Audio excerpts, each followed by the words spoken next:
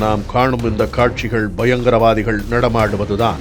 அடுத்தடுத்து அங்கு இந்திய ராணுவத்தின் புல்லட்டுகள் பாய்ந்தன. பதில் தாக்குதலுக்கு தயாராக இருந்த 3 பயங்கரவாதிகளும் அதே இடத்தில் பாதுகாப்பு படையினரால் சுட்டுக் கொல்லப்பட்டனர். அங்கு நடந்தது என்ன? விரிவாக பார்க்கலாம். கடந்த ஏப்ரல் 22ஆம் தேதி பஹல்காமில் நடந்த பயங்கரவாத தாக்குதலுக்கு பிறகு ஜம்மு காஷ்மீரின் பல்வேறு இடங்களில் பாதுகாப்பு படையினர் தீவிர தேடுதல் வேட்டையில் ஈடுபட்டு வருகின்றனர்.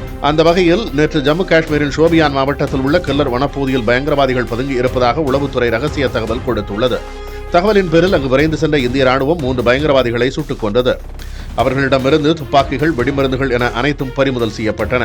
இதனை இந்திய ராணுவம் உறுதி செய்தது. இந்த நிலையில் இன்று அதிகாலையில் ஜம்மு காஷ்மீரின் அவந்திபோராவில் உள்ள ட்ராலின் நாடர் பகுதியில் இந்திய ராணுவம், ஜம்மு காஷ்மீர் காவல்துறை மற்றும் மத்திய ரிசர்வ் படை இணைந்து தேடுதல் வேட்டையில் ஈடுபட்டிருந்தனர். அப்போது அங்கிருந்த கொட்டகை ஒன்றில் பதுங்கியிருந்த 3 பயங்கரவாதிகளையும் பாதுகாப்பு படையினர் சுட்டுக் கொன்றனர். பாதுகாப்பு படையினர் பயங்கரவாதிகளை சுடுவதற்கு முன்பு அவர்கள் கொட்டகையில் பதுங்கி இருக்கும் வீடியோ காட்சிகள் வெளியாகியுள்ளன. அந்த வீடியோவில் பயங்கரவாதிகளில் ஒருவர் கையில் துப்பாக்கியுடன் அங்கிருக்கும் கான்கிரீட் தூணின் பின்னால் பதுங்கி இருக்கும் காட்சிகள் இடம்பெற்றுள்ளன.